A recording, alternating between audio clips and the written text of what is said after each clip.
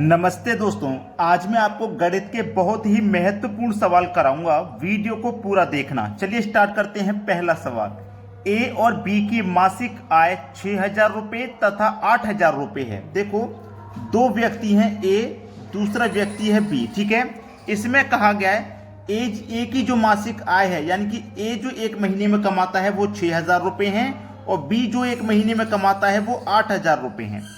कहा है यदि उनके खर्च 70% तथा 80% हो तो दोनों की बचत कितनी है। देखो, खर्च कितना है, ए का 70%। ए ने कितना कमाया, 6,000। ए ने कितना कमाया, 6,000 कमाया और 70% खर्च कर दिया तो बचाया कितना, 30% बचाया कि नहीं। क्योंकि जो भी इनकम है, जो भी आय है, वो अपने आप में 100% होती है। अब 100 में से वो 70% खर्च कर देगा तो 30% ही तो बचाएगा। तो 6,000 में से उसने 30% बचाए, तो 6,000 का आप 30% निकाल लीजिए। परसेंट का मतलब बटे में 100, 2 जीरो से कट गए 2 जीरो, 6 तिया 18 और 2 जीरो मतलब 1800। इसका मतलब ए ने कितने बचाए, ए ने बचाए 1800 रुपये। बी कितने बचाएगा, बी 8,000 रुपये कमाता है, उसमें से 80% खर्च कर देता है, तो इसका मतलब उसने 20% बचाए। परसेंट का मतलब बटे में 100। यहां भी 2 जीरो से 2 जीरो कटाओ, 8 दूनी 16, 2 जीरो यानी कि 1600। तो बी ने कितने बचाए, 1600 रुपये बचाए। बोला है इनकी बचत का अनुपात बताइए। अनुपात बताना है, 2 जीरो से यहां 2 जीरो कटा दीजिए। 2 से कटेगा 18 9 बार में, 2 से कटेगा 16 8 बार में। तो इसका आंसर आ जाएगा 9:8, जो कि हमारे पहले ऑप्शन में दिया गया है। प्रश्न का सही जवाब आ गया, सभी को समझ में भी आ गया होगा। अब देखेंगे अगला प्रश्न। अगला सवाल है, ताजे फलों में 80% पानी है और सूखे फल में 15% पानी है। देखो, ताजे फल का मतलब है, तो ताजे फल को हम क्या करेंगे, फ्रूट लिखेंगे। ताजे फल को फ्रूट। ताजे फल में 80% पानी है, तो फ्रूट कितना होगा, 100% में से 80% पानी हुआ तो फ्रूट होगा 20%। परसेंट का मतलब बटे में 100 बराबर। बोला है सूखे फल में, सूखे फल का मतलब होता है ड्राई फ्रूट। ड्राई फ्रूट में क्या है, 15% पानी है। यही तो बोला है 15% पानी है। अब पानी 15% है तो फ्रूट उसमें कितना होगा, 100 में से 15 घटा दो, फ्रूट होगा 85%। परसेंट का मतलब बटे में 100। हमने पानी की मात्रा को हटा के फ्रूट की मात्रा को ले लिया। अब बराबर में 100 से 100 कट जाएगा नीचे। 5 से कटाओ 4 बार में, 5 से कटाओ इसको 17 बार में। ठीक है, देखो इधर क्या है, f गुने 4, यही तो है, बराबर इधर कितना है, d गुने 17, यही तो है। अब देखो f, अब मैं d को बराबर के इधर लाऊंगा तो f के बटे में d आ जाएगा। जब d इधर आ चुका है तो इधर केवल 17 ही तो बचा। अब मैं 4 को इधर लेके जाऊंगा तो 17 के बटे में 4 हो जाएगा। इसका मतलब है फ्रूट की वैल्यू 17 है और ड्राई फ्रूट की वैल्यू 4 है। अब देखो हमारे पास वैल्यू दी गई है 255। ये किसकी वैल्यू है, ताजे फल की, यानी कि फ्रूट की। ठीक है, कितनी है, 255। अब देखो 17 से कोई वैल्यू 255 है, कितने गुना है, आप कहोगे सर 15 गुना। जब हमारे फ्रूट्स ताजे फल 15 गुना है तो ड्राई फ्रूट भी हमारे कितने होंगे, ये भी 15 गुना होंगे। तो 15 चौके 60, तो ड्राई फ्रूट कितने हो जाएंगे भैया, 60। यानी कि आपके सवाल का बी ऑप्शन बिल्कुल सही जवाब है। प्रश्न सभी को समझ में आ गया। चलिए अब देखते हैं अगला सवाल। अगला सवाल है, एक बैग में 1 रुपये 50 पैसे तथा 25 पैसे के सिक्के हैं। किस किस के, 1 रुपये 50 पैसे और 25 पैसे के सिक्के हैं। किस अनुपात में है, A4:4 के अनुपात में है। ठीक है, यही तो कहा गया है। अब देखो सवाल को अच्छे से समझिए। उसने बोला है अनुपात में है, यदि बैग में कुल 840 रुपये हैं। बैग में कितने रुपए हैं भाई, 840 रुपये हैं बैग में। ये रुपए हैं, याद रखना ये रुपए हैं। और ये जो अनुपात है हमारे पास, ये किसका है, रुपए पैसे पैसे का। तो हमें करना क्या होगा कि इस अनुपात को भी रुपए का अनुपात बनाना होगा। नहीं बनाएंगे तो फिर सही नहीं आएगा, आंसर गलत आएगा। अगर रुपए हैं तो रुपए में बदलिए, ठीक है, पैसे हैं तो पैसे में बदलिए। क्लियर है ना, इतनी बात मेरी आपको समझ में आ गई ना। चलिए, अब हमारे पास 1 रुपये का अनुपात 1 है, तो मुझे 1 रुपया बनाने के लिए कितना रखना पड़ेगा, 1 रुपये का 1 सिक्का। मुझे 1 रुपया बनाने के लिए 50 पैसे के कितने सिक्के लेने होंगे?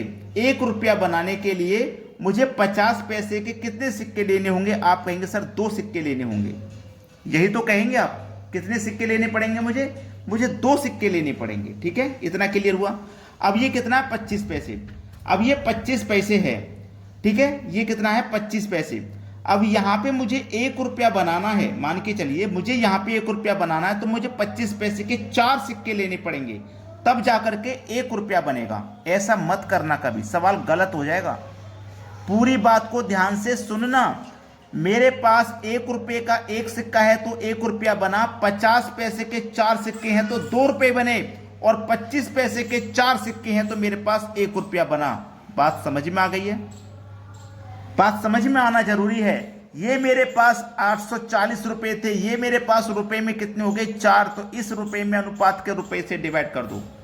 4 दूने का 8, 4 एक कम 4 1 0, 210 रुपया आ जाएगा। बोला 25 पैसे के सिक्के कितने हैं? तो 25 पैसे का अनुपात हमारे पास 4 है, तो 210 का गुना 4 से कर देंगे तो 480 आ जाएगा।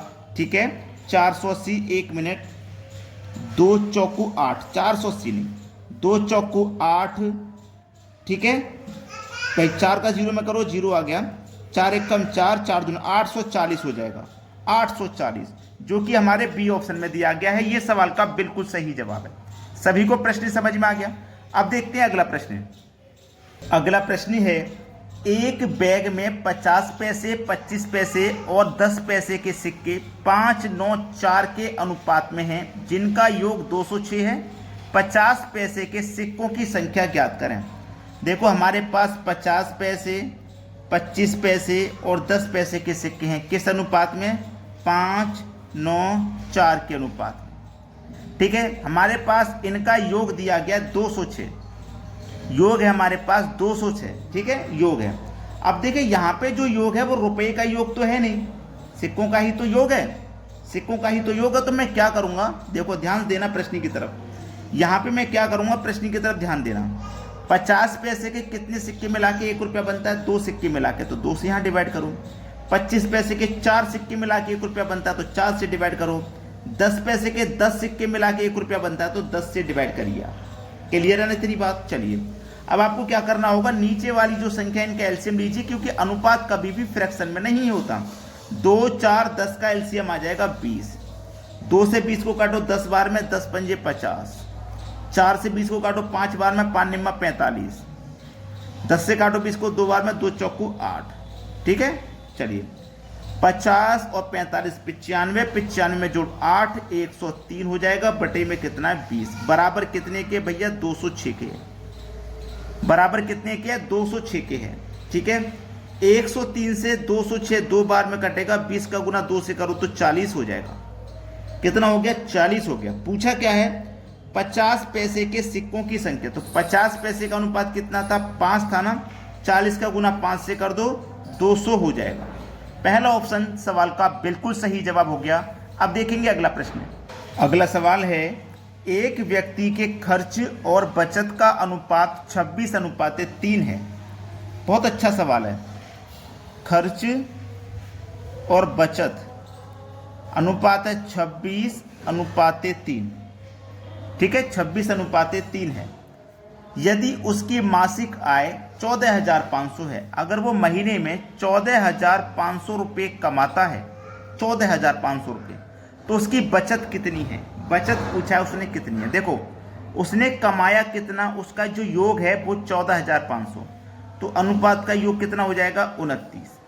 29 से कटाओ, 5 बार में 145 कटेगा, 2 जीरो आ गए तो 500। 500 से कट गया।